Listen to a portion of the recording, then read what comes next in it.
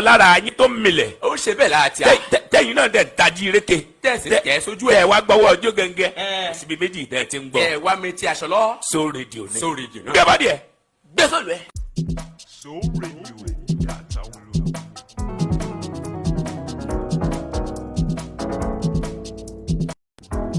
ayé gbọ́ wọ́n gbà wọ́n tún sọ ọ̀run gbọ́ wọ́n sọ wọ́n fò tẹ́lẹ̀ pàwọ́ làgbà kí lálátakò tún fẹ́ wí o. kò jẹ́ tí ká péde kò jẹ́ tí ká sọ̀rọ̀ tó báyìí So Radio lọ̀gá wọn. Introduction ń bẹ information ń bẹ interaction ń bẹ interrelation ń bẹ inspiration tó kí composition tó lọ sálálú innovation ń bẹ interconnection ń bẹ communication wà níbi o ọlọ́run mà ní àwa kọ́ kò jẹ́ tí ká péde kò jẹ́ tí ká sọ̀rọ̀ tó gbà yìí So Radio lọ̀gá wọn. So Radio, that's how we roll.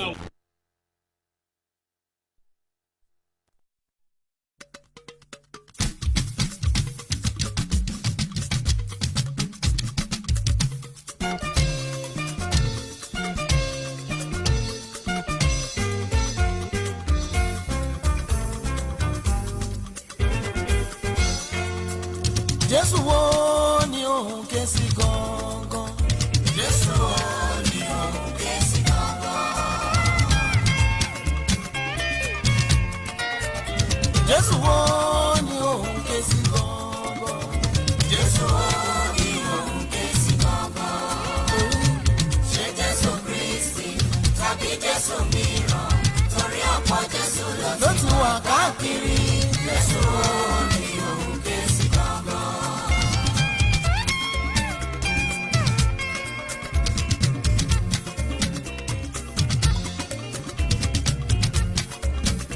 Jésù wo ni òun ké sí gangan? Jésù wo ni òun ké sí gangan? Jésù wo ni òun ké sí gangan jáàmù? Jésù wo ni òun ké sí gangan? Ṣé Jésù Kristi tàbí Jésù mìíràn? Torí ọ̀pọ̀ Jésù ló ti wà káàkiri.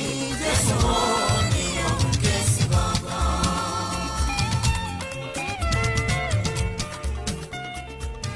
Olùgbàlà ni Jésù Kristi. mo kí gbogbo ènìyàn tó ń wò mí He's greeting everybody that's looking at him. ní gbogbo àgbáyé níbi tó ti ń wò mí In the worldwide, everywhere that's looking at him. ní nàìjíríà ló ti ń wò mí ni If you are looking at him in Nigeria, ó ń wò mí ní òkè òkun ni if you are looking at him from abroad, mo gbà á ládùúrà he's praying from now. gbogbo ojú tó ń wò mí Every eyes that is looking at him, àti gbogbo etí tó ń gbọ́ mi and everybody that is hearing, gbogbo ọkàn tó ń tẹ̀lé ètò and yìí every mind that is following this program, ọlọ́run máa bá ọ pàdé ní àṣálẹ́ God yìí will go with you tonight. ọlọ́run máa bá ọ pàdé ní àṣálẹ́ God will yìí intervene in your matter tonight.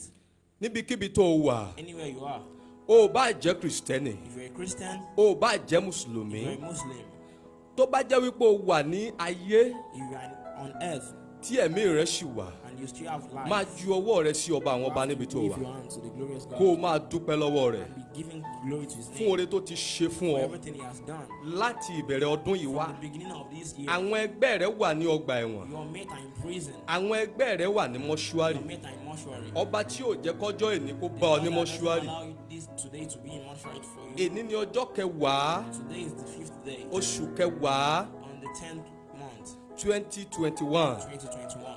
gbogbo ojú tó ń wò mí Everybody that's looking at you, lórúkọ Jésù in Jesus' name, ìbànújẹ́ ò ní wọnú ọkàn rẹ amen in Jesus' name. mo dúpẹ́ lọ́wọ́ gbogbo ènìyàn He's thanking everybody. ẹ̀yin olólùfẹ́ So Radio He's thanking the lovers of Soul Radio. ibi tẹ́ ẹ ti ń rí owó Anywhere that you are seeing the money, tẹ́ ẹ fi ń subscribe that you are subscribing, tẹ́ ẹ to fi ń it, follow and wọn you are following them, tẹ́ ẹ fi ń like and you wọn are liking them. ọlọ́run máa fi ọ̀pọ̀ rọ́pò fún yín Amen in Jesus' name. àpò yín ò ní gbẹ fowó Amen. ilé yín ò ní gbẹ fún owó Amen. mo sì tún dúpẹ́ lẹ́ẹ̀kan sí sí And he's thanking everybody once lọ́wọ́ again àwọn òṣìṣẹ́ sórédìò from the workers of Soul tí Radio wọ́n fún wa ní àkókò that they are yìí giving us this time, tí wọ́n fún wa ní oore ọ̀fẹ́ for giving yìí us this privilege láti lè sọ̀rọ̀ Ọlọ́run to be níbí. giving us the word of God out. Agbára Ọlọ́run The mighty hand of kò God ní fi yín sílẹ̀. won't leave you in Jesus' name. Pàápàá And moreover, ẹni tó fi ètò yìí sílẹ̀, the person that laid down this program, ẹni tó ní iléeṣẹ́ rédíò owner yìí, of this Soul Radio, iléeṣẹ́ sórédìò yìí, founder of this Soul Radio, èyí tó ń jẹ́ Mr. Ṣọlá, Mr. Shola, Mr. Soul, Mr. Soul, mo gbà á ládùúrà is praying for you agbára the power àti ọgbọ́n and wisdom àti orí ọ̀fẹ́ and the privilege tẹ́ ẹ máa fi gbé rédíò that yìí we used to take lọ this sí radio ilẹ̀ ìlérí. to the destination Ọlọ́run camp. máa fún yín. God will grant you. Hallelujah. Hallelujah. Gbogbo ènìyàn tó ń wò mí, Everybody looking at us. gbogbo ènìyàn tó ń wò mí, Everybody looking at us. ọ̀rọ̀ Ọlọ́run la fẹ́ sọ níbí. We want to give you the word of God. A ò wá sọ ọ̀rọ̀ ẹ̀sìn. We are not talking about A ò religion. wá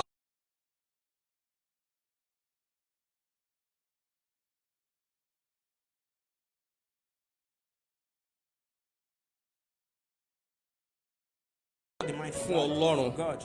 Ohun tá a nílò lọ́wọ́ rẹ The lọ́wọ́lọ́wọ́, thing we need from you a right now. nílò ojú rẹ, We need your a eyes, sì nílò etí, your ear, a nílò ọkàn rẹ. and your mind. Ọlọ́run yóò bá ọ pàdé. Amen in Fún Jesus' name. gbogbo àwọn ènìyàn For everybody èyí tó ń dúró dè wá that they are waiting ní for ọ̀sẹ̀ us. tó kọjá, Last week, a ò sí níbí. we are not here. A lọ fún ètò kan ni, We went for another program fún ìdí kan for some àti reason fún ìdí kejì. and for another reason. Gbogbo ẹ̀yin tẹ́ ẹ dúró tì wá, Everybody standing tẹ́ ẹ with wà us, online that you're online. ní ọ̀sẹ̀ tó kọjá, Last week, mo gbà á ládùúrà. he's praying. Èyí tó kù tọ́dún yìí máa fi parí. The remaining months O for ò this ní sun ẹkún lórí Amen ọmọ. in Jesus' name. O ò ní sun ẹkún lórí iṣẹ́ rẹ. Amen. Ọlọ́run alágbára kó wà pẹ̀lú rẹ. Amen in Jesus' A ti ń bẹ̀rẹ̀ ohun gbogbo We are báyìí starting everything else. níbikíbi tó o wà. Anywhere you are, Ohun tá a fẹ́ sọ̀rọ̀ lé lórí. what we want to talk about Ohun tá a fẹ́ sọ̀rọ̀ lé lórí What we want to preach ní about àṣálẹ́ yìí. tonight.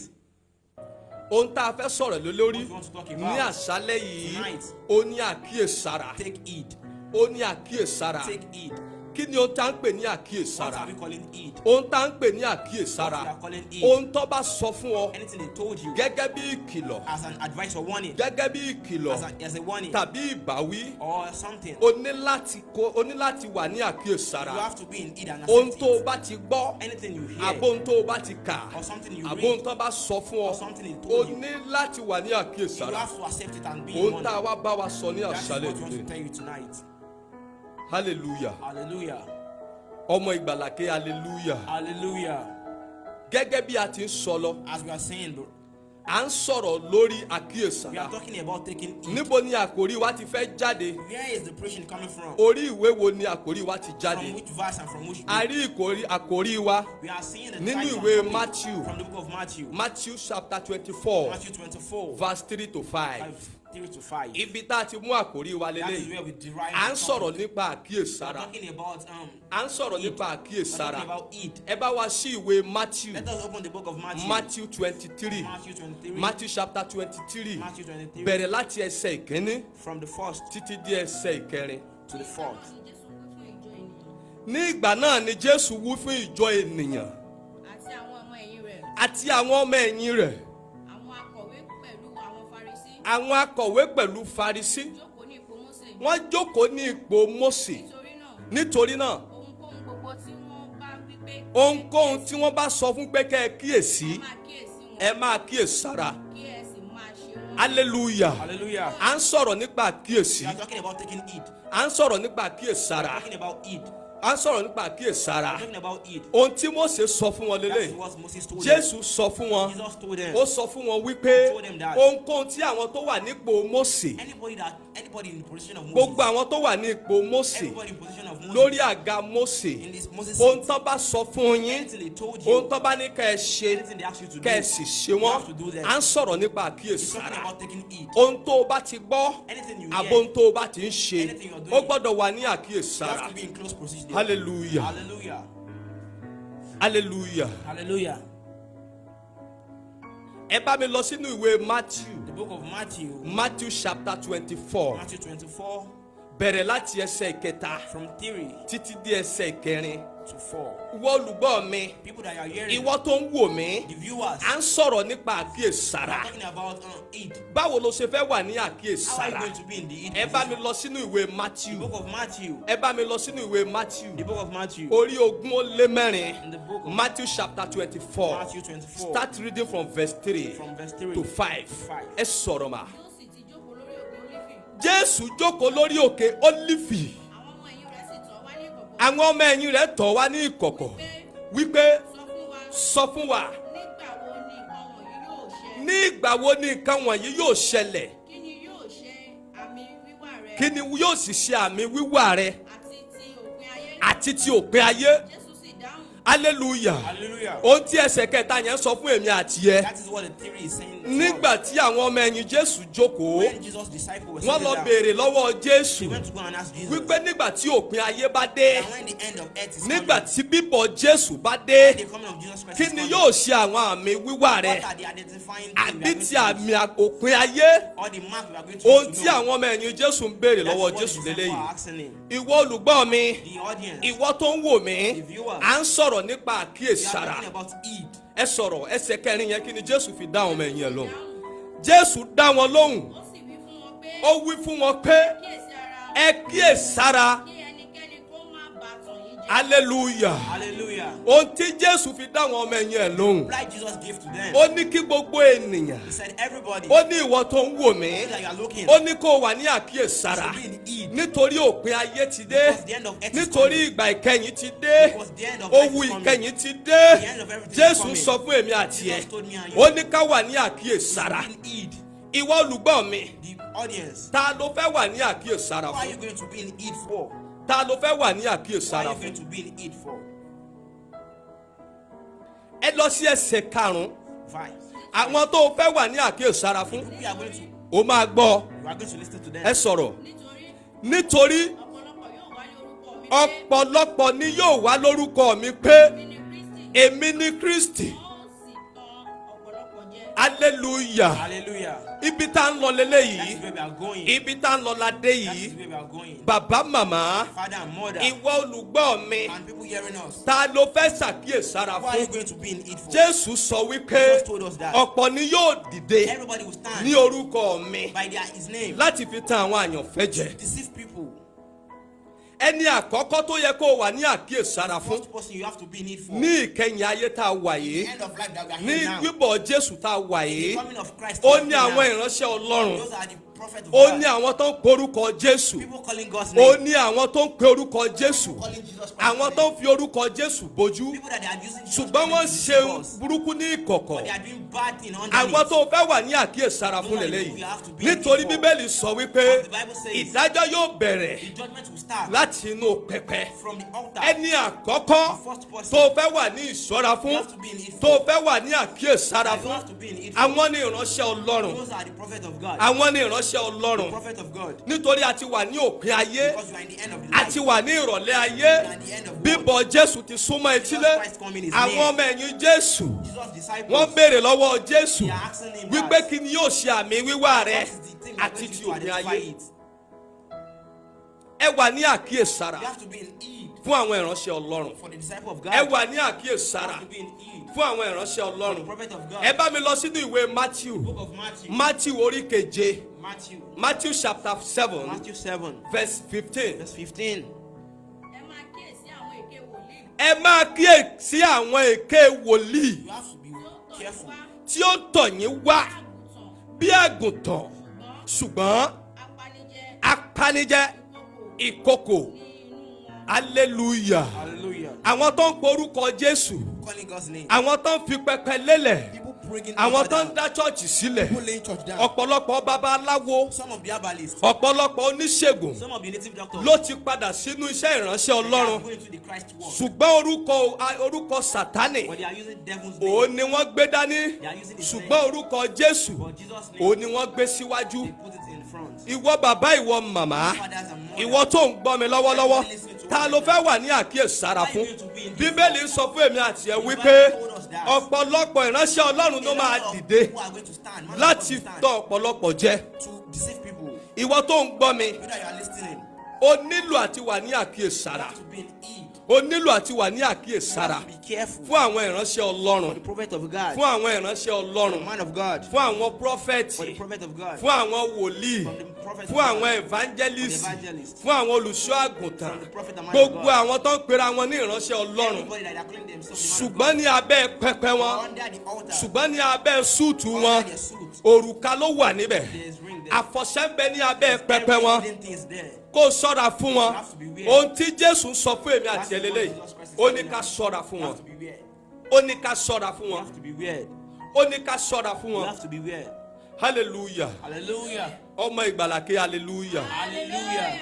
Ẹ bá mi lọ sínú ìwé Matthew kan náà. The book of Matthew. Matthew chapter 24. Matthew 24. Matthew chapter 24 Matthew 24. verse 11. 11. Kí ni tó sọ fún èmi àti wọ? Èké púpọ̀ yóò sì dìde. Èké wòlíì púpọ̀ yóò sì dìde.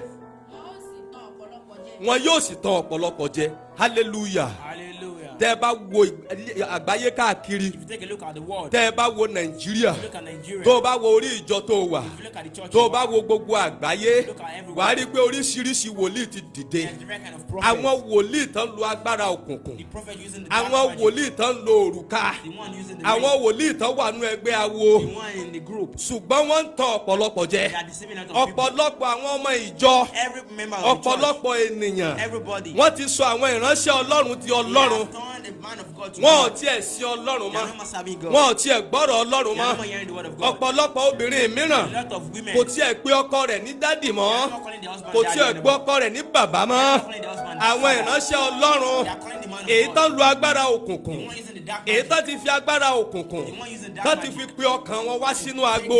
Àwọn náà ń pè ní dádì. They are the one they are Wọ́n á called ní daddy. Ọlọ́run dádì wa. They say the Lord Ọlọ́run is tó daddy. mọ̀gbà tó pilẹ̀ iṣẹ́ rẹ̀. God that you don't know Ọlọ́run tó mọ̀gbà tó pè wọ́n. God that you don't know when they call them. Má ṣe tọ́ra rẹ jẹ. Don't deceive yourself. Jésù sọ fún èmi àtiwọ́. Jesus told us that. Ó ní ká wà ní àkíyèsára. You've been weird. Ó ní kémi àti ẹ ká wà ní àkíyèsára. You've been heed. Àkíyèsára àkọ́kọ́. The first heed. Ó ní ìránṣẹ́ Ọlọ́run. That is the servant Àwọn of God. ìránṣẹ́ Ọlọ́run ti pọ̀. The servant of God. Wòlíì èké ti pọ̀. The man of God, they are Lord. Pásítọ̀ èké ti pọ̀. The prophet of God, they are much. Evangelist èké ti The pọ̀. evangelists, they are much.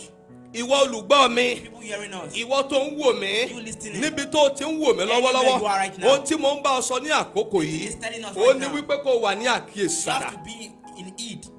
Ó ní kó wà ní You have àkíyèsára. to be in heed. Ẹ bá ní wo inú ìwé Lúùkù. The book of Luke, Luke chapter 21 Luke 21, verse 8. verse 8. Ó sì wí pé Ó sì wí pé ẹ máa kíyèsí ara ẹ máa kíyèsára kí a má bàa mú yín ṣìnà kí a má bàa mú yín ṣìnà nítorí nítorí ọ̀pọ̀lọpọ̀ yóò wá ní orúkọ mi. ọ̀pọ̀lọpọ̀ yóò wá ní orúkọ mi Tí yóò máa wí pé tí yóò máa wí pé èmi ni Kristi. èmi ni Kristi.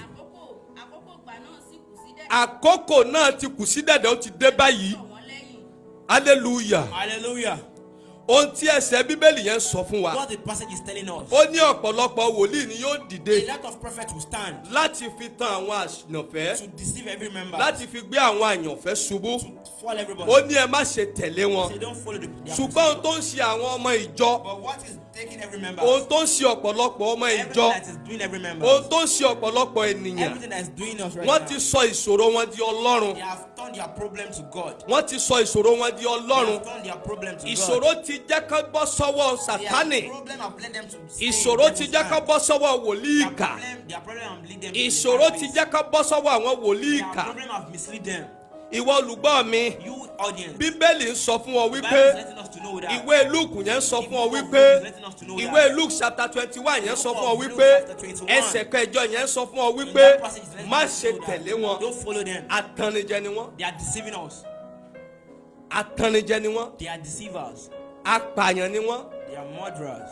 Ìkòkò ni wọ́n. They are wolves. Wọ́n ń pe ọkàn rẹ sínú òkùnkùn ni. They are taking your mind into the Wo dark. ìṣòro rẹ gẹ́gẹ́ bí ohun tí ò lágbára. Take a look at your problem as a minor Sọ thing. fún ìṣòro rẹ wípé Tell your problem. ó that ní Ọlọ́run kan tó ju ìṣòro yẹn you lọ. have a greater God that is Má more than sọ your fún problem. ìṣòro wípé Don't tell your problem ó that ga ju Ọlọ́run rẹ lọ. is mightier Tó o than bá your ti God. wo ìṣòro rẹ If you look at your problem tó o kàn wò ó ní kékeré, and just take a look at as a small thing, o ò lè bọ́ sọ́wọ́ àwọn wòlíì ìkà. don't be misled.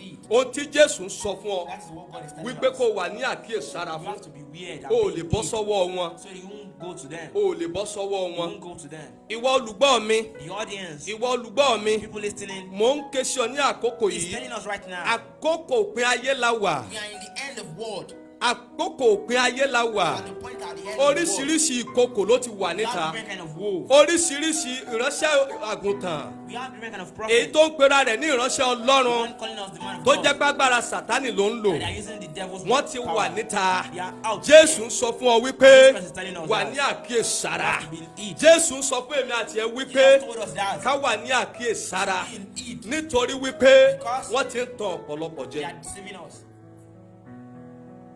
gbogbo ọkàn tó ń gbọ́ mi lọ́wọ́lọ́wọ́, Everybody listening right now. ìwọ tó ń gbọ́ mi lọ́wọ́lọ́wọ́, Everybody listening right now. gbogbo agbára sátánì, Every power of the devil. gbogbo wòlíì kà, Every bad prophet. èyí tó ti da ìdílé rẹ The rú, one that have destroyed your èyí family. tó ti da ilé rẹ The one rú, that have destroyed your family. èyí tó ti da iṣẹ́ rẹ The one rú, that have destroyed your work. gbogbo ibi tó dè ọ́ mọ́. Anywhere that they have chained you. bí mo ti ń bá ọ sọ̀rọ̀ ní àṣálẹ́ yìí, talking right now. ọlọ́run kó tú ọ sílẹ̀. God should loosen every power. ọlọ́run kó tú ọ sílẹ̀. God should break every chain. mo gbàdúrà fún ìwọ ojú tó ń wò mí. You viewers. mo gbàdúrà fún ìwọ ojú tó ń wò mí. Pray to the viewers right now. gbogbo ìjọba òkùnkùn tó ti wà. Any dark kingdom you are sitting in. gbogbo abẹ́ pẹpẹ òkùnkùn tó ti Any wà. bad altar you are sitting in. tí àwọn ìránṣẹ́ ọlọ́run ti tẹ̀ ọ́ mọ́bẹ̀. Every bad prophet that tí wọn ò jẹ́ kó o rí ògo rẹ lò. tó o bá rí àmì mẹ́ta yẹn ṣe. tó o bá rí àmì mẹ́ta yẹn ṣe. ọlọ́run kó gbà ọ́ lọ́wọ́ wọn. Amen in Jesus' name. hallelujah. Hallelujah. ìwọ olùgbọ́ mi. You audience. ìwọ olùgbọ́ mi. You audience. a fẹ́ sọ̀rọ̀ lórí àwọn olùṣọ́ àgùntàn. You want to talk about the prophet. a fẹ́ sọ̀rọ̀ lórí àwọn tó ń dá ìjọ sílẹ̀ báyìí. All the people laying their church àwọn down. tó o fẹ́ tọ́ra fún leléyìí. Beware of. àwọn tó o fẹ́ sọ̀ra fún náà They are leléyìí. going to be beware of. àwọn tí ò tí ì yẹ kán dá ìjọ sílẹ̀. That they are not yet to lay àwọn the tí church ò tí ì yẹ kán tiẹ̀ dá chọ́ọ̀chì sílẹ̀. that they are not yet to lay the tí church wọ́n ti down. lọ gbàgbára lọ́wọ́ That òkùnkùn. they have taken power from tí the wọ́n ti dark. lọ gbàgbára lọ́wọ́ oṣó. That they have taken power from tí wọ́n ti lọ witchcraft. gbàgbára lọ́wọ́ That emèrè. they have taken power tí from. wọ́n ti lọ gbàgbára lọ́wọ́ That àjẹ́. they have taken their power from every source. tí wọ́n ń dá ìjọ That sílẹ̀. they are laying their church down. àwọn ló yẹ kó o wà ní Those are àkíyèsára the people fún. you have to be beware of. àwọn ló yẹ kó o wà ní Those are àkíyèsára the people you fún. have to be beware of. ó yẹ kó o wà ní àkíyèsára You have fún to wọn. be in heed for ó them. mà yẹ kó o wà ní You àkíyèsára have fún to wọn. be in heed for them. ó gbọ́ mi dáadáa ni. Yes. Are you listening? àní kó o wo ìjọ tó o ti ń jọ́sìn. Take a look at the church you are serving. ilé ìjọsìn tó o ti ń jọ́sìn. Anywhere you are serving. wo ibẹ̀ dáadáa. Take a look at that. ǹjẹ́ wọ́n place tiẹ̀ very ń fi ọ̀rọ̀ ọlọ́run bọ́ ọ? well. Are they using the word of God to? ǹjẹ́ kò ń ṣe ọ̀rọ̀ ẹ̀dùn ẹnu náà fi ń kó ọ Are they jẹ? not just using the sweet word? ǹjẹ́ kò ń ṣe nǹkan tó fẹ́ fi gbé ẹ ṣubú náà fi Are ń they wá ọ not just using káàkiri? the thing that they are going to use to ǹjẹ́ mislead kò you? ń ṣe fake prophet náà fi ń gbá ọ Are they not using káàkiri? fake prophets to take you? ìwọ tó ń gbọ́ mi, You audience. mo ní mo ń ṣiṣẹ́ lórí àwọn ìjọ He's kéékèèké working on small churches. èyí tí wọ́n ń dá sílẹ̀. That they are laying down. àwọn tó ń gba àmì òróró People taking the tí ò yẹ kán tí ì gbà àmì òróró ẹni tí ò yẹ kó tí ì gbẹ́jọ sílẹ̀. jésù ń sọ fún èmi àti ẹ lónìí, ó ní kó o wà ní àkíyèsára You have fún to wọn. be in heed for them. ẹ wá àwọn olùṣọ́ kéékèèké, Look at small prophets. àwọn tí ò sí ẹ̀mí mímọ́ lára wọn, They don't have the spiritual power. tí wọ́n lọ ń gbàgbára lọ́wọ́ oṣù They are àtàjẹ́. taking their power from the tó fi ń physical ṣiṣẹ́ body. ìránṣẹ́. They are using it to be doing hallelujah. bad work. Hallelujah. ẹ bá mi lọ sí inú ìwé róòmù, The book of Rome. Rome chapter 16 Rome 16, verse 17 to 18. 17 to 18. ará, èmi bẹ̀ yín èmi ń bẹ̀ yín, ẹ máa ṣọ́ra ẹ máa ṣọ́ra fún àwọn tí ń ṣe ìyapa fún àwọn tí ń ṣe ìyapa, àti àwọn tí mú ìkọsẹ̀ wá àwọn tó mú ìkọsẹ̀ wá sínú ayé báyìí. lòdì sí èyí tí ẹ gbọ́. hallelujah. Hallelujah. ohun tí bíbélì yẹn ń sọ fún wa, What the passage is telling us. ó ní kó wà ní àkíyèsára You have to be in heed fún àwọn tó jẹ́ ohun ìkọ̀sẹ̀ fún wa, for the people that they are going to fún mislead àwọn you. tó ń kọ́ ọ lẹ́sẹ̀, People that will fall you fún down. àwọn tó ti pè ọ́ sínú ìjọba People that òkùnkùn, have taken you to the dark fún àwọn kingdom. tó ti pè ẹ́ sínú ìjọba People òkùnkùn. that have taken you to the dark bíbélì kingdom. ń sọ fún ọ The wípé Bible says that. kó wà ní You àkíyèsára. have to be in heed. They ìkọ̀sẹ̀ ni wọ́n jẹ́ fún are wa, going to mislead you. bó ṣe wà nínú sẹ̀lẹ̀, The way they are in bẹ́ẹ̀ náà celestial. bẹ nínú kérúbù, They are in cherubim. bẹ́ẹ̀ náà bẹ nínú CAC. church you have said. gbogbo ìjọ káàkiri àgbáyé, Different church as you have ibẹ̀ said. ni gbogbo wọn wà. That is where they have. wọ́n ti ń pa ọ̀rọ̀ Jésù tì. They are living ó in ní ọ̀rọ̀ tá a fi bọ́ yín. ó ní àwọn tó jẹ́ ìkọ̀sẹ̀ fún wọn. ẹ sọ̀rọ̀. ẹ ka bíbélì yẹn mà. ẹ sì kúrò ní ìsọ̀ wọn ẹ kúrò ní ìsọ̀ wọn nítorí àwọn tí ó rí bẹ́ẹ̀ nítorí àwọn tí ó rí bẹ́ẹ̀. kò àwọn yẹn wọn ò ṣe ìfẹ́ Jésù bí kò ṣe ikùn ara wọn hallelujah. Hallelujah. gbọ́n tí Bíbélì ń sọ fún ọ Look at what the Bible is ó ní telling irú us. àwọn ènìyàn Said wọ̀nyí those people, ó ní wọn ò ṣiṣẹ́ Jésù they are not doing Jesus' ó ní work. wọn ò polongo ìhìnrere They are not taking his ó work. ní wọn ò ṣiṣẹ́ ìhìnrere They are not doing his work. ohun tí wọ́n ń ṣe ni wípé thing they are doing wọ́n ń is that ṣiṣẹ́ fún ikùn wọn they are doing wọ́n for wá ń themselves. fi ohun mèremère And they are using nítorí worldly pé ikùn ló pè wọ́n Because it is that Jésù God ò that calls pè them. wọ́n Jesus didn't. Ọlọ́run ò pè wọ́n God did not call them. Ọlọ́run ò pè wọ́n God did not call them. àwọn ni wọ́n pera wọn Those are the people that Jésù call ń themselves. sọ fún ọ wípé Just tell you kọ that. ìpéjọpọ̀ wọn sílẹ̀ That should leave their department, their point. ikùn ni wọ́n ń ṣiṣẹ́ They fún are doing their stomach ó work. ní àwọn tó ń dá ìjọ sílẹ̀ káàkiri báyìí That is those people laying gbogbo àwọn tó ń dá ìjọ sílẹ̀ báyìí people laying churches now. wọ́n ń ṣe nítorí ikùn wọn ni They are just doing it by themselves. mélòó ni Jésù pè Who did Jesus call? mélòó ni Ọlọ́run pè How many of them did Jesus call? ìwọ tó ń gbọ́ mi You that you are listening, ìwọ pásítọ̀ tó ń gbọ́ mi pastor listening, níbikíbi tó wà anywhere you are, ǹjọ́ ń ṣiṣẹ́ tí Ọlọ́run rán ọ are you doing what God sent ǹjọ́ ń you? ṣiṣẹ́ tí Ọlọ́run Are rán you ọ doing what God sent ǹjọ́ you? ń ṣiṣẹ́ tí Ọlọ́run Are rán you ọ doing what God sent ǹjọ́ ń you? ṣiṣẹ́ tí Ọlọ́run Are you rán doing what he ọ said? ẹ bá mi lọ sínú ìwé Acts The book of Acts. ẹ bá mi lọ sínú ìwé Acts Book of Acts. iṣẹ́ àwọn apostolic chapter 20 Acts of Apostle 20. verse 28 ẹ sọ̀rọ̀. ẹ kíyèsára yín màmá bàbá ìwọ tó ń gbọ́ mi You listening right now? Bíbélì sọ fún ọ The wípé Bible says ẹ kíyèsára you should be eating. ẹ sọ̀rọ̀. àti agbo tí ẹ̀mí mímọ́ fi yín ṣe alábòójútó rẹ̀. pásítọ̀ Pastors, wòlíì prophets, evangelist evangelists. gbọ́n tí Bíbélì yẹn ń sọ fún ọ Listen to what the Bible is gbọ́n telling tí you. Jésù yẹn ń sọ fún ọ Listen to what the Bible is ó telling sọ you. fún èmi àti ẹ He told us that. ó sọ fún wa wípé Telling us that. agbo tá a pè ọ́ sí The department ṣé they call ìjọ you tó to. o dá sílẹ̀ The church you lay down. ṣé iṣẹ́ ìránṣẹ́ Jésù ló Are ń you ṣe doing Christ's work? ǹjẹ́ o tiẹ̀ ń ṣiṣẹ́ tá a Are fi you rán ọ doing evangelist work? ohun tí ẹsẹ̀ yẹn ń béèrè lọ́wọ́ That's ìlélẹ́yìn what the passage is ẹ telling us. tẹ̀síwájú láti máa tọ́jú ìjọ Ọlọ́run láti máa tọ́jú ìjọ Ọlọ́run tí ó ti fi ẹ̀jẹ̀ rẹ̀ rà tí ó ti fi ẹ̀jẹ̀ rẹ̀ rà nítorí tí èmi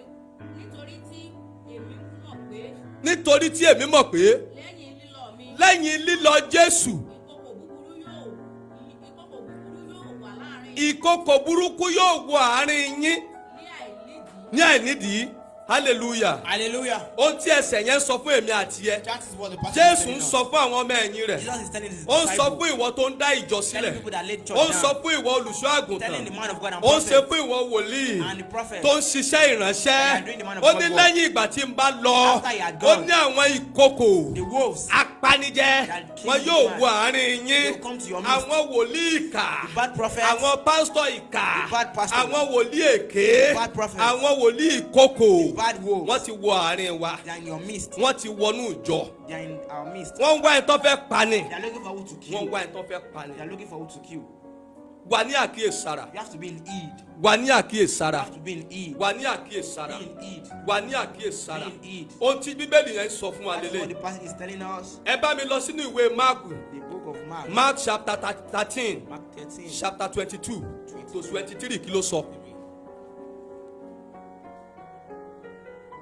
ẹ sọ̀rọ̀ Mark orí kẹtàlá ẹsẹ̀ ogún ó lé méjì títí dé lé mẹ́ta Mark 13, 22 to 23 nítorí nítorí bí ẹnìkan bá wí fún yín bí ẹnìkan bá wí fún yín ó Kristi wo Kristi bí ẹ̀yin bí ẹ̀yin bá wò ó bí ẹ̀yin bá wò ó bí bẹ́ẹ̀ lòun hallelujah Hallelujah. hallelujah Hallelujah. ìwé Mark orí kẹtàlá The book of Mark. Mark 13 Mark 13, 22 to 23. Mark 13 22 to 23 nítorí nítorí àwọn èké Kristi 22 to 23 nítorí àwọn èké Kristi àti àwọn èké àti àwọn èké wòlíì yóò dìde wọn ó sì fi wọn ó sì fi àmì àti ohun ìyanu hàn hallelujah Hallelujah. tẹ́ ẹ bá wo gbogbo àgbáyé If you look look at the world, ẹ rí wípé àwọn wòlíì ti dìde you see that some prophets have èyí stood tó up. ti lọ sí The ojú one that they have èyí tó ti lọ gba the òrùka one using dark magic, èyí tó ti lọ ń fiṣẹ́ òkùnkùn the one using dark power, tó fi ń ṣiṣẹ́ àmì àti iṣẹ́ ìyanu to be doing the ó method ní work. gbogbo àwọn ènìyàn ń tẹ̀lé káàkiri People are báyìí following right now. ìwọ olùgbọ́ mi You know you are listening. níbi tó wà Anywhere you are, níbi tó wà anywhere you are, mọ irú àwọn ènìyàn tó ń tẹ̀lé know the people you are mọ following. orí ìjọ tó ti ń ṣe Know the ìjọsìn church you are mọ ibi serving. tó ti ń forí balẹ̀ Know where you are mọ ibi serving. tó ti ń sin ọlọ́run rẹ Know where you are serving àwọn God. ìkókò ti wà níta There are wolves àwọn outside. wòlíì ká ti wà níta There are dark prophets bó o ti ń outside. gbọ́ mi ní àṣálẹ́ As you are yìí listening right gbogbo now, ojú tó ń wò mí ní àṣálẹ́ yìí everybody listening mo right gbà now, ládùúrà telling us bó o now, ti ń gbọ́ mi as you are bó o listening, sì ṣe ń fọ́lò wa and as you are tó following ń us, ṣe prógrámù and you are yìí sharing this program, lórúkọ Jésù in Jesus' name, ìkókò apanirun the dark wolf tìkẹ́yìn ayé at the end of the world, lórúkọ Jésù in Jesus' kò name, ní pa ọ́ jẹ they won't kill us. lórúkọ Jésù In Jesus' kò name, ní pa ẹ̀mí àti ẹ they jẹ won't kill both of us. lórúkọ Jésù In Jesus' name, kò ní pa ẹ̀mí àti ẹ jẹ Don't kill both of ká tó us. kúrò ní orí ètò before yìí leaving this ká tó program, parí ohun gbogbo before closing kí ẹ everything, tó lè pè wọlé before you can call, kẹ́ ẹ tó lè bá mi sọ̀rọ̀ before you can talk to him, mo fẹ́ sáré lọ gbà wá ní ìyànjú mo fẹ́ mú wa lọ sí inú ẹsẹ̀ bíbélì kan take us to a part, mo fẹ́ mú wa lọ sí ẹnu ẹsẹ̀ bíbélì kan take us to a warning part. ìwé Lúùkù Book of Luke, Luke chapter 21 21, from verse 34 to 35 35. kí ni tó sọ fún èmi àti ẹ Does it say? Luke 21 Luke 21, 34 to 35 34 to 35. ìwé Lúùkù Book of Luke, orí ogún ó lé ẹyọ kan 21, 34 to 35 kí ni nǹkan tó ń sọ fún èmi àti ìwọ ó ní ṣùgbọ́n ẹ kíyèsí ara yín ẹ máa kíyèsára yín kí kí ọkàn yín kó má kí ó má ṣe kún fún wọ̀bìà bìyà àti fún ọtí àmupara para àti fún àníyàn ayé yìí hallelujah hallelujah. ohun tí àwọn wòlíì fi ń gbá ọ káàkiri That is what the prophet are using. ohun tí àwọn ìránṣẹ́ Ọlọ́run fi ń gbá ọ káàkiri The thing the man of God are using. nítorí wípé ìwọ gan kún fún wọ̀bìà Because you are full of. nítorí pé ohun tí ọwọ́ rẹ ò ká Because what you òun ló don't ń fi have, gàgà fọ̀ you want to take it. nítorí pé ẹgbẹ́ rẹ ra mọ́tò Because your mate are buying nítorí car. pé ẹgbẹ́ rẹ kọ́lé Your mate are building ìwọ house. náà fẹ́ gba ọ̀nà ẹ̀bùrú You want to use the bad láti fi method kọ́ ilé to build your house. ìwọ olùfẹ́ mi You will listen. ìwọ tó ń gbọ́ mi You listening. má ṣe kún fún wọ̀bìà Don't be full of má ṣe kún exaggeration. fún ọtí àmupara Don't be full of ohun tó drunkard. jẹ́ kó o máa ṣìnà lélẹ́yìí The thing that is misleading ohun tó you. jẹ́ kó o máa kó o ṣìnà lélẹ́yìí what is misleading mo ń gbà á ládùúrà báyìí He's praying right gbogbo now. ojú tó ń wò mí Every eyes. gbogbo etí tó ń gbọ́ mi Every ear. gbogbo ọkàn tó ń gbọ́ mi Every mind. ọ̀rọ̀ tó o ti gbọ́ ní àṣálẹ́ The word yìí you have heard mo tonight. gbà á ládùúrà He's praying to us ní right ọjọ́ now. ìkẹyìn At the end of kò the máa ní world. takò ọ́ Amen. gbogbo ojú tó ń wò mí Look níbi tó wà Anywhere you mo are. sọ̀rọ̀ àsọtẹ́lẹ̀ sínú ayé rẹ Us right now. bó o ti ń fọ́lọ̀ wa lórí As So you are Radio following us right now. bó o ṣe ń láìkì wa As you are liking. bó o ṣe ń share page As you yẹn are sharing this lórúkọ Jésù In Jesus' wọn ò ní share obituary rẹ lọ́dún yìí Amen in Jesus' name. gbogbo ọwọ́ tó ń share wa lọ́wọ́lọ́wọ́ Everyone that is sharing. gbogbo ọwọ́ tó ń like wa lọ́wọ́lọ́wọ́ Everyone that is liking. o ò ní fọwọ́ yẹn gbépo sí ọmọ Amen in Jesus' wọn ò ní name. fi ọwọ́ gbépo sí ẹ Amen. èyí tó kù kí ọdún yìí parí The remaining month for this ní year gbogbo to ibi come. tó o ti ń wò mí Anywhere you are looking. Nàìjíríà ló ti ń wò mí ni Nigeria, òkè òkun ló ti ń wò mí ni abroad, gbogbo ibikíbi tó wà anywhere you are. mo sọ̀rọ̀ àsọtẹ́lẹ̀ sínú ayé It's rẹ a prophecy word. ní orúkọ Jésù In Jesus' name. nítorí pé o gbọ́ ọ̀rọ̀ ní àṣálẹ́ Because you yìí listen to this word. gbogbo ìbànújẹ́ Every èyí bad tó ń rò thing ní gbogbo ìgbà that you are thinking èyí tí ò fi ọlọ́kàn balẹ̀ that is not leaving your èyí mind. tí ò jẹ́ kó o gbọ́ iṣẹ́ ìránṣẹ́ That is not Ọlọ́run leaving your mind. èyí tí ò jẹ́ kó o tẹ̀lé Ọlọ́run That is not allow you to follow èyí tí ò God. jẹ́ kó o lọ sínú That ìjọsìn is not allow you to go to láti church. èní lọ From today lórúkọ henceforth. Jésù In Jesus' ó name. yá kó pòórá nínú ayé rẹ Amen in Jesus' name should vanish. gbogbo ojú tó ń wò mí Every viewers, gbogbo etí tó ń gbọ́ mi everybody listening, ọkàn tó ń gbọ́ mi every mind, kí ló ń tó dojúkọ what are you facing? kí ni àdojúkọ rẹ What are you passing through? kí ni àdojúkọ rẹ What are you passing through? níbikíbi tó wà Anywhere you are, ìwọ kan ó fẹ́ san gbèsè ní ọ̀la you want to pay debts tomorrow. ó fẹ́ san gbèsè ní You ọ̀la want to pay your debts ó tomorrow. fẹ́ san gbèsè ní You ọ̀la want to pay your debts. ìwọ tí ọ̀rọ̀ yìí bá wí You that you are listening, mo ń rí ọ báyìí is seeing you. ohun tí mo ń béèrè lọ́wọ́ rẹ, That is what is I asking. want you to connect yourself with We me. want you to connect yourself. I want you to join your faith We with want me. you to join your faith. Mo fẹ́ jẹ́ kó pa ìgbàgbọ́ rẹ pọ̀ mọ́ ti We tèmi. want you to join your belief. Níbikíbi tó o ti ń wò mí, Anywhere you are looking at us. ẹni tó máa bá ọ san gbèsè Person yẹn that will allow you to pay kó your tó debt di aago 9 ọ̀la by tomorrow. lórúkọ Jésù. In Jesus' Ó name. yá ẹ lọ pàdé ara Go yín. and connect yourself. Ó yá ẹ lọ pàdé ara yín. Connect yourself. Ó yá ẹ lọ pàdé ara yín. Connect yourself with him. Ó yá ẹ lọ pàdé ara yín. Locate yourself with Ó him. yá ẹ lọ pàdé ara yín. Go and meet yourself.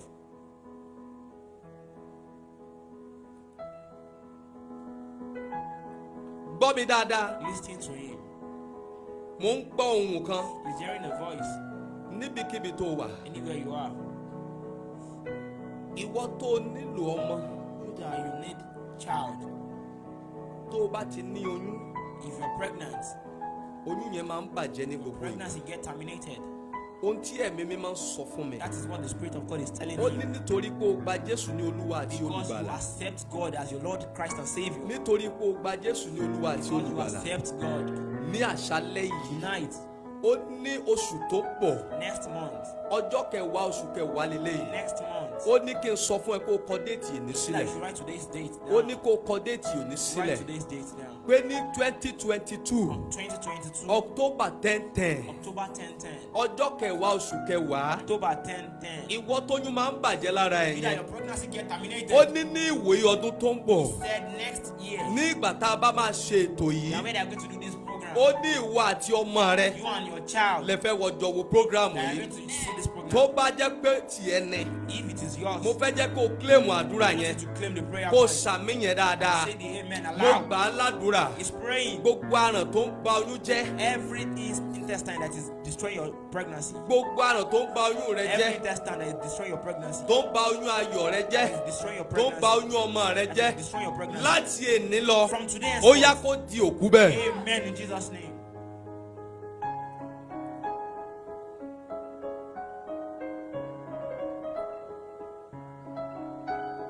Mo ń sọ àsọtẹ́lẹ̀ He's saying a prophecy. fún ìwọ tó dúró dè mí ní ìjẹjọ. Either you wait for him last week. Ọlọ́run ní kí n sọ fún ọ God tell him to tell you. níbikíbi tó wà. Anywhere you are. Ó ló ní nǹkan tó fi dúró dè mí There's a reason why lórí you're ètò waiting yìí on this program. lórí Soul Radio On this Soul Radio. ní last week. Last week. Ó ní àwọn áńgẹ́lì There are some angels. èyí tó sọ̀kalẹ̀ ní ọjọ́ náà. He came down that day. Ó ní pé ní àṣálẹ́ See yìí, that tonight, ó ní ohun tó ń wá yẹn, the thing you are looking ó for, máa tẹ̀ ọ́ lọ́wọ́. get Ó it. máa tẹ̀ ọ́ lọ́wọ́. Get it. Ó máa tẹ̀ ọ́ lọ́wọ́. Surely be handed to you. Gbogbo ọkàn tó ń gbọ́ mi Everybody listening, níbikíbi tó wà. anywhere you are, Kó o tó lè pè wọlé, before you can call, kó o tó lè bá mi sọ̀rọ̀. before you can talk to him, Mo fẹ́ jẹ́ kó o tẹrí ọkàn rẹ bá níbi I tó wà. want you to lay your mind down. Gbogbo ohun tó o nílò ní wákàtí yìí. Everything you need from now henceforth. Àwọn áńgẹ́lì kan ti sọ̀kalẹ̀. Some angels are now in our Àwọn midst. áńgẹ́lì kan pín oore lọ́wọ́lọ́wọ́ báyìí. Angels are sharing the glory. Ọlọ́run dẹ̀ ń sọ fún mi And God is telling you, wípé láàárín ìṣẹ́jú mẹ́ta, from 3 minutes ó henceforth, ní kó o béèrè ohun tó ń fẹ́ lọ́dọ̀ Ọlọ́run what you want.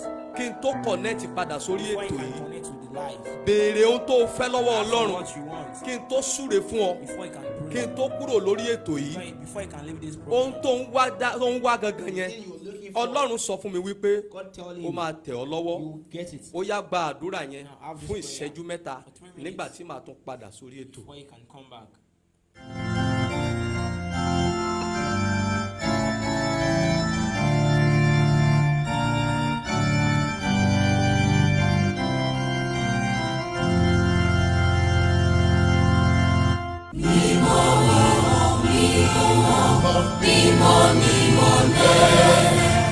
Ìmọ́lẹ̀ Kristi tó sọ̀kalẹ̀ sórí ayọ̀fẹ́.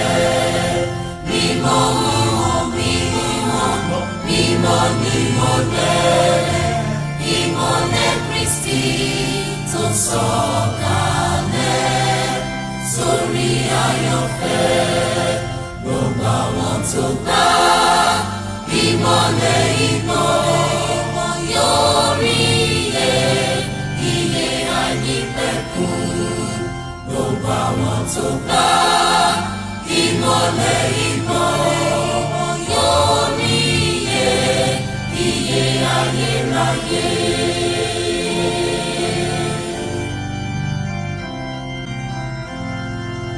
Mímọ́, mímọ́, mímọ́ nímọ́lẹ̀, ìmọ́lẹ̀ Kristi tó sọ̀kalẹ̀ sórí àyànfẹ́. Mímọ́, mímọ́, mímọ́, mímọ́ nímọ́lẹ̀, ìmọ́lẹ̀ Kristi tó sọ̀kalẹ̀ sórí àyànfẹ́. Gbogbo àwọn tó bá ìmọ́lẹ̀ yóò rí iye àìnípẹ̀kun.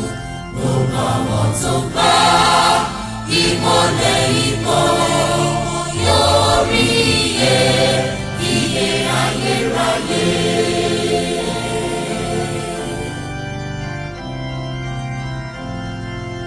Mímọ́, mímọ́, mímọ́ nímọ́lẹ̀, ìmọ́lẹ̀ Kristi tó sọ̀kalẹ̀ sórí àyànfẹ́.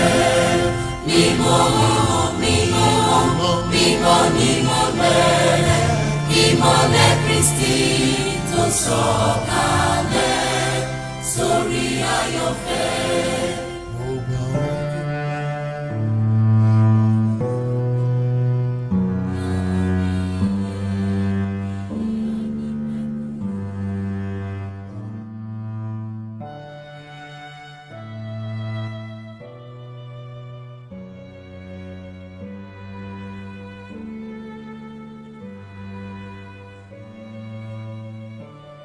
mo padà sórí ètò náà. Back to the live program. Mo gbàdúrà fún ìwọ ènìyàn, Praying to you fún ìwọ tó ń wò mí lọ́wọ́lọ́wọ́. that you are viewing. Gbogbo ohun tó o béèrè lọ́wọ́ Ọlọ́run, The thing you are having from God, gbogbo ohun tó ń ṣòro fún ọ, the thing that is your problem, that is difficult for bí you. mo ti ń sọ̀rọ̀ fún ọ báyìí, I'm saying it right now. under 24 Under hours, 24 hours. under 24 hours, Under 24 hours. Ọlọ́run ìpè, The God of his call. Ọlọ́run tó pè mí, The God that called him. tó ní kí n jáde lọ, I said you should come out. kí n lọ tú àwọn òǹdè sílẹ̀. You should not release people. Nínú gbogbo ohun tó o ti béèrè, In everything you have asked under 24 hours, under 24 hours. ó yá bẹ̀rẹ̀ sí ní gbà bẹ́ẹ̀. You'll be receiving it. Àdúrà rẹ kó bẹ̀rẹ̀ sí ní gbà. Amen. In Jesus' name. Àdúrà rẹ lórí ọmọ kó bẹ̀rẹ̀ sí ní gbà. Amen. Àdúrà rẹ lórí iṣẹ́ rẹ kó bẹ̀rẹ̀ sí ní gbà. Amen. Ohun gbogbo tó o ti béèrè, mo dá ìpè mi pọ̀ mọ́ àwọn àgbààgbà tó ti lọ. He's connecting his Mo call dá to ìpè you. mi papọ̀ He's connecting his pẹ̀lú call. ẹ̀jẹ̀ Jésù. God. Ó yá kọ́kọ́rọ́ àṣeyọrí kó tẹ̀ ọ́ lọ́wọ́. Amen. Kọ́kọ́rọ́ àṣeyọrí kó tẹ̀ ọ́ lọ́wọ́. Kọ́kọ́rọ́ àṣeyọrí kó tẹ̀ ọ́ lọ́wọ́. Lẹ́yìn ọ̀rọ̀ tó gbọ́ lálẹ́ yìí, lórúkọ Jésù Kristi, ó yá kó dọlọ́mọ. Amen.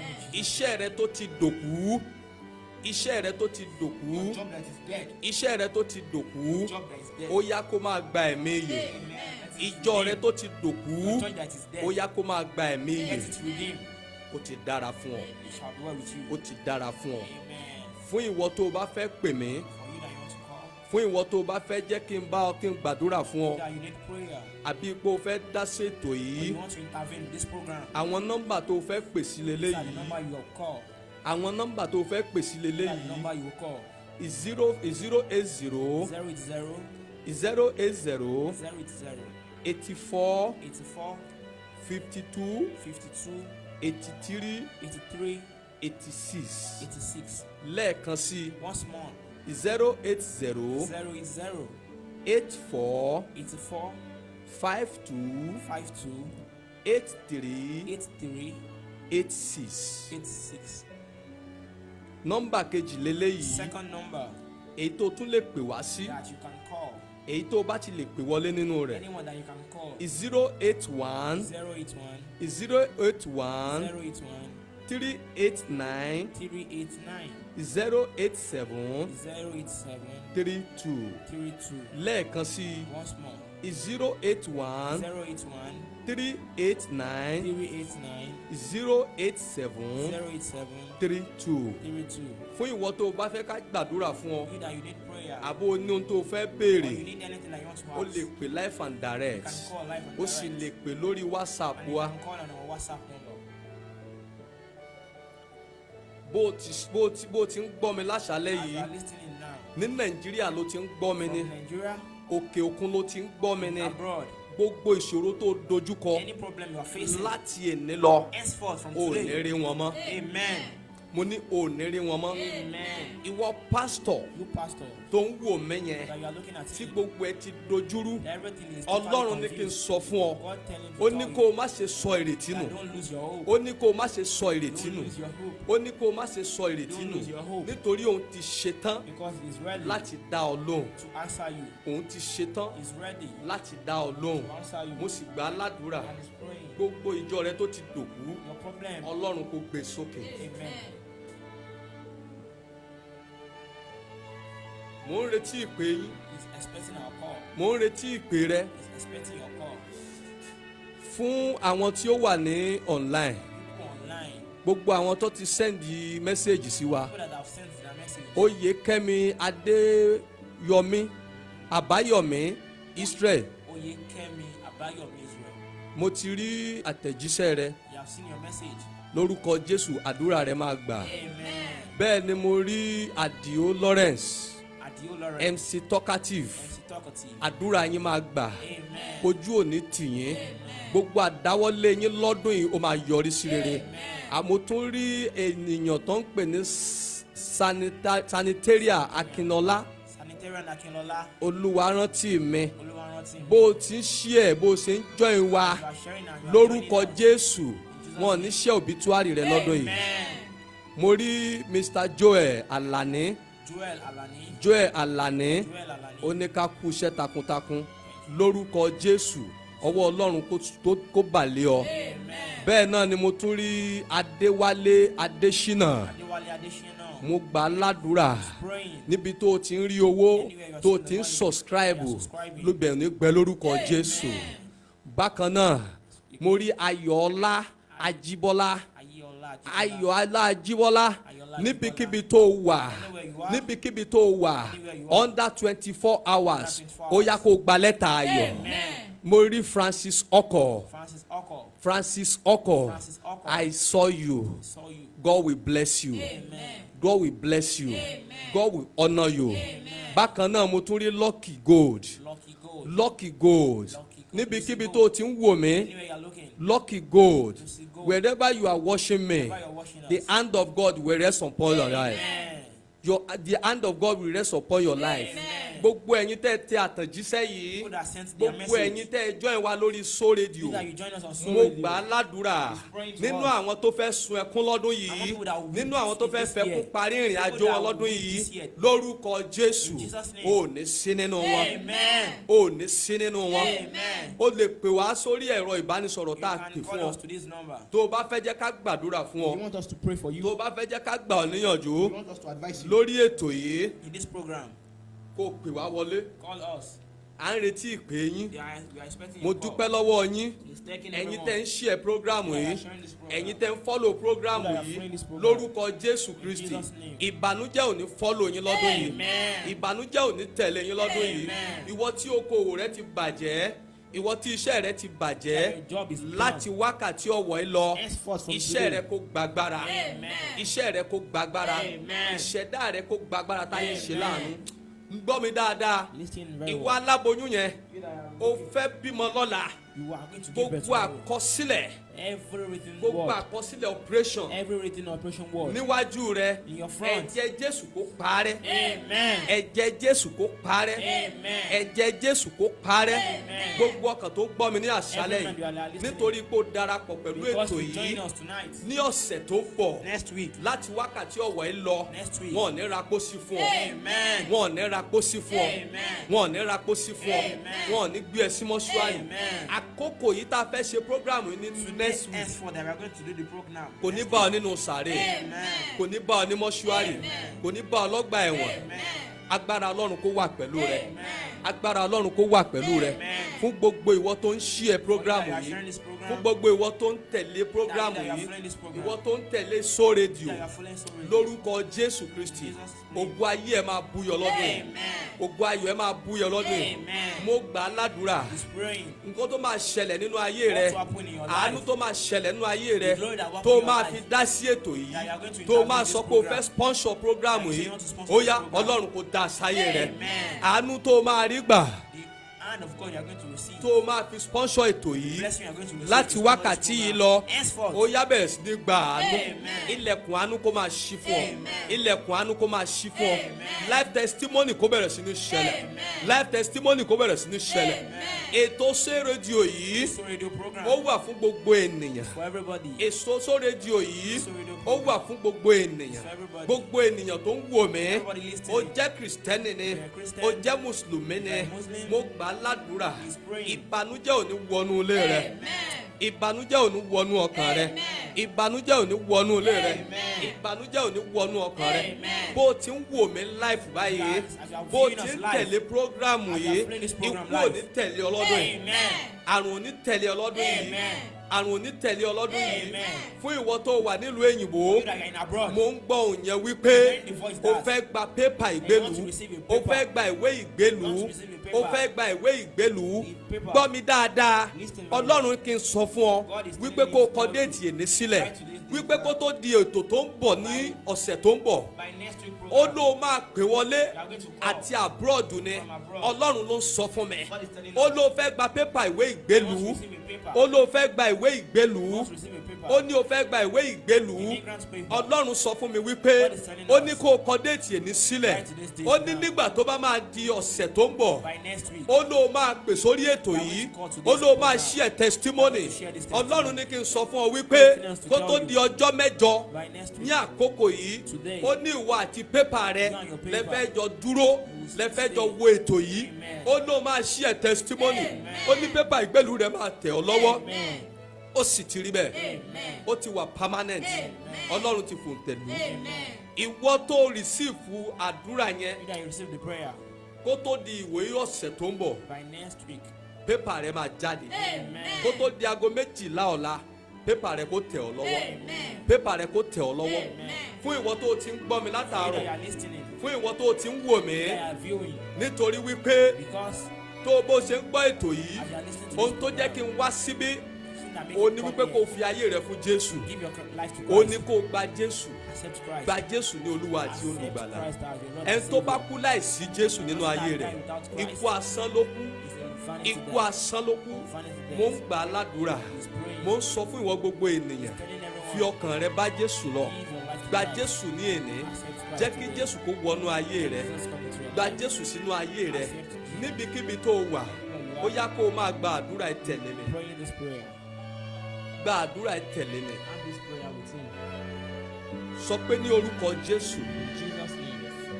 mo gbà ọ́ ní Olúwa àti olùgbàlà I lónìí accept you as the Lord Christ of my Savior. mo pè ọ́ sínú ọkàn mi I lónìí accept you into my mind. Olúwa wọnú ayé mi Come into my life. ẹ̀mí mímọ́ wọnú ọkàn Into mi my life. agbára tí mi ò fi ní dẹ́ṣẹ̀ mọ́ Power that won't allow me to commit sin. agbára tí mi ò fi ní ṣèṣe ẹ̀ṣẹ̀ Power that mọ́ won't allow me to sin. agbára anymore. tí mi ò fi ní jẹun ẹ̀ṣẹ̀ Power that mọ́ won't allow me to eat iná sin ẹ̀mí food. mímọ́ ó yá ẹ tàn sínú ayé mi Come into my life. ìmọ́lẹ̀ ẹ̀mí mímọ́ The light of ó God. yá ẹ tàn sínú ayé Come mi into my life. nítorí mo gbà ọ́ ní Olúwa àti Because I olùgbàlà accept you. nítorí mo gbà ọ́ ní Olúwa àti Because I olùgbàlà accept you. nítorí mo fi ọkàn mi fún ọ Because I'm giving my life wọnú to you. ọkàn mi Come lónìí into my life. mo ṣí ilẹ̀kùn ọkàn mi sílẹ̀ I'm opening the door of Wọnú my life to ọkàn mi. you. Come into my life. wọnú ọkàn mi Come into my life. wọnú ọkàn mi Come into my life. wọnú ọkàn mi Come into my mo life. gbà ọ́ ní Olúwa àti I'm olùgbàlà accepting you right mo now. gbà ọ́ ní Olúwa àti I'm olùgbàlà accepting you right now. agbára tí mi ò fi ní padà The sínú power that ẹ̀ṣẹ̀ won't allow mọ́ me to go back into sin. Olúwa gbé wọ̀ mí I'm accepting you sáré right gba now. àdúrà yẹn Have this prayer. máa gbàdúrà yẹn níbi tó wà Be having this prayer. Ọlọ́run wọnú ọkàn mi wá Come into my wọnú life. ayé mi Into my life. wọnú ayé mi Into my life. wọnú ayé mi Come into iná my ẹ̀mí life, mímọ́ Jesus. ẹ tàn sínú ọkàn mi Come mo into gbà ọ́ ní stay. Olúwa àti olùgbàlà lónìí Bí a ti mú ètò yìí wá ayé sí mi ò gbọ́dọ̀ wà lójú Come kan into my life. Come into my life. gbàdúrà yẹn dáadáa Into my life. gbàdúrà yẹn dáadáa Come into my life, Father Lord Jesus. níbi tó wà kó o máa gbàdúrà yẹn Have this prayer. Come into Olúwa my life. wọnú ọkàn mi Into my life. Come into my life. Lord Jesus, mo come gbà ọ́ into ní my olúwa life. àti olùgbàlà lónìí. Accept you as my Christ, Lord and Wọnú Savior. ayé mi wá. Come into my life. Wọnú iṣẹ́ mi wá. Come into my life. Wọnú ọkàn mi wá. Come into my life. Tú mi palẹ̀ kó o tú mi mọ́. Come into my life. Tú mi palẹ̀ kó o tú mi mọ́. Come into my life. Tú mi palẹ̀ kó o tú mi mọ́. Accept me to your life. Ìjọba rẹ tí mo ń lépa, Take me along. má jẹ́ n pàdánù Take rẹ̀. me along into your Ní ọjọ́ paradise. ìkẹyìn, At the end of the ohun day, mi mọ̀ ọ́ rí, take me má with jò ó you. fọ̀ sí mi. Accept my Má life. jò ó fọ̀ sí mi. Má jò ó fọ̀ sí mi. Gbàdúrà yẹn dáadáa. Let me regret. Father, Lord, don't let me Jésù regret. Accept me. Olúwa wa. Amen. Bí ọwọ́ rẹ lóòkan àyà rẹ mi tó ti ń wò mí. Jehovah, Jésù Kristi, Holy Michael, Ọlọ́run alágbára. Yes, God. Àwọn ènìyàn fi ayé wọn fún ọ lónìí. Bàbá ó yá ẹ wọnú ayé wọn. Amen. Bàbá tàn mọ́lẹ̀ sọ́nà wọn. Tàn mọ́lẹ̀ sínú ayé wọn. Agbára tí wọn ò fi ní gbégbé ayé ẹ̀ṣẹ̀ mọ́. Bàbá jẹ́ kó wọnú ọkàn wọn. Jó wọnú ayé wọn. Nítorí pé gbọ́rọ̀ rẹ ní àṣálẹ́ yìí, ìbànújẹ́ má jò wọnú ọkàn wọn. Ohun tó ń wọnú ọkàn wọn tí wọn ò kí fi ń gba orúkọ rẹ lórúkọ Jésù bàbá ó yá ìpalẹ̀ wọn mọ́. Ní ìjọba ọ̀run kan fi ṣèrè jẹ. Ohun mi mọ̀ rí má jò fọ̀ sí wọn. Orí iléeṣẹ́ rédíò yìí Olúwa ẹ̀mí mọ́ ẹ gbàdúrà fún wọn. Ó yá gbàdúrà fún wọn. Nítorí pé wọ́n ti gba Jésù ní Olúwa àti olùgbàlà. Ẹ mọ́ ó yá wọnú ayé wọn. Adúpẹ́pẹ́ ti gbọ́ tiwa. Jésù Olúwa wa. Fún ìwọ tó ń wò mí, níbikíbi tó ti ń wò mí, ètò yìí sì tẹ̀síwájú. Ètò ọjọ́ mẹ́jọ mẹ́jọ ni. Ó máa ń wáyé ní àkókò yìí. Agogo 7 sí aago 8 òun la máa ń ṣe prógráàmù yìí. Ìwọ tó join lénìí, sọ fún ọ̀rẹ́ rẹ, sọ fún mọ̀lẹ́bí rẹ ní àkókò ìlọ́sẹ̀ tó ń bọ̀ láago 7 títí sí aago 8 sọ wípé kán darapọ̀ mọ́ wa, kán darapọ̀ mọ́ wa lórí ètò yìí, lórí iléeṣẹ́ rédíò yìí, orí iṣẹ́ rédíò yìí, Soul Radio, online Soul Radio. Ẹ darapọ̀ mọ́ wa ní ìjọ mẹ́jọ. Ètò yìí tẹ̀síwájú. Ètò yìí tẹ̀síwájú. Ẹ máa darapọ̀ mọ́ wa. Ẹ máa darapọ̀ mọ́ wa. Ní àkókò náà ni aago 7 sí aago 8. Mo dúpẹ́ lọ́wọ́ gbogbo àwọn olóòtú. Mo dúpẹ́ lọ́wọ́ àwọn òṣìṣẹ́ Soul Radio. Mo gbà á ládùúrà fún yín. Agbára tẹ́ ẹ máa fi tẹ̀síwájú. Tẹ́ ò fi ní ṣubú lórúkọ Jésù. Ó yá kó balẹ̀ yín. Iléeṣẹ́ yìí ò ní jóná. Ẹ ò ní jóná. Gbogbo àwọn tó darapọ̀ mọ́ iléeṣẹ́ yìí lórúkọ Jésù Kristi ẹ ò ní ya wèrè. Gbogbo ẹ̀yin tẹ́ ẹ ti ń fọ́lọ̀ wa ní òwúrọ̀, tẹ́ ẹ ti ń tẹ̀lé wa látàárọ̀, ibi tẹ́ ẹ ti rí owó tẹ́ ẹ fi ń subscribe lórúkọ Jésù kò ní bàjẹ́. Lórúkọ Jésù kò ní bàjẹ́. Ní ìgbà tá a bá pàdé ní orí ètò ìlọ́sẹ̀ tó ń bọ̀, lórúkọ Jésù a ò ní fi kú pàdé, a ò ní fi àrùn pàdé, ó sì ti dára fún yín. Orúkọ tèmi tí mo ń bá yín sọ̀rọ̀ yìí kò yí padà. Orúkọ mi ò yí padà. Evangelist Sunday Michael ó ní orúkọ tèmi. Evangelist Sunday Michael ó ní orúkọ tèmi.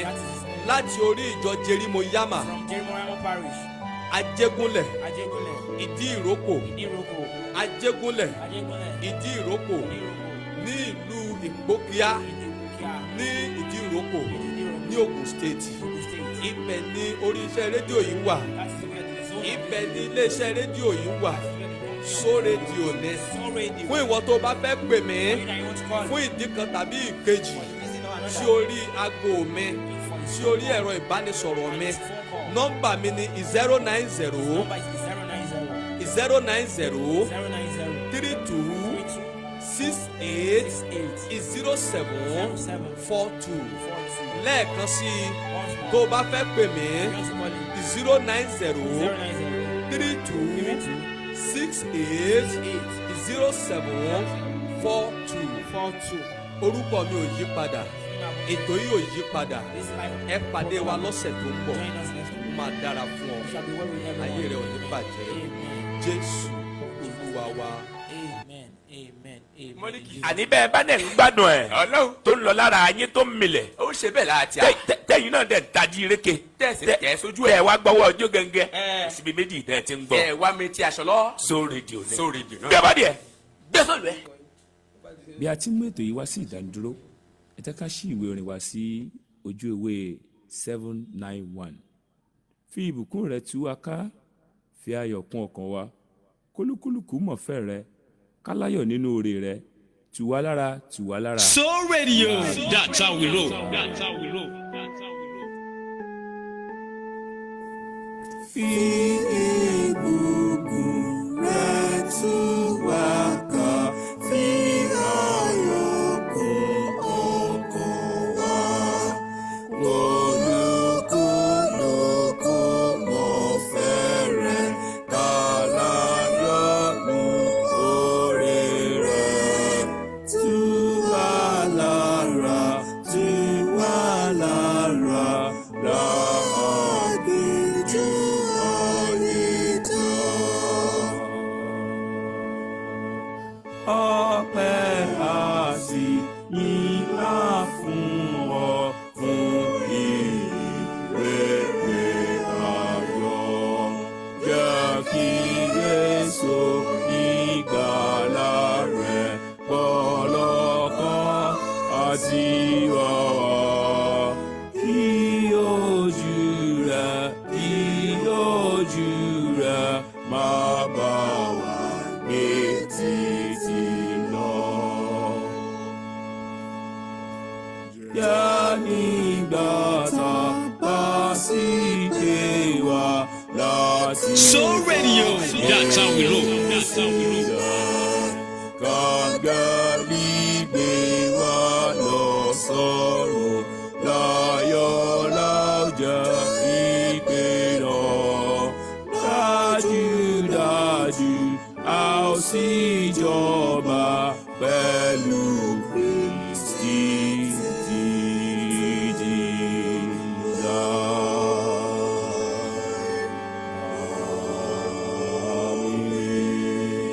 Soul Radio, that's how we roll. That's how we roll.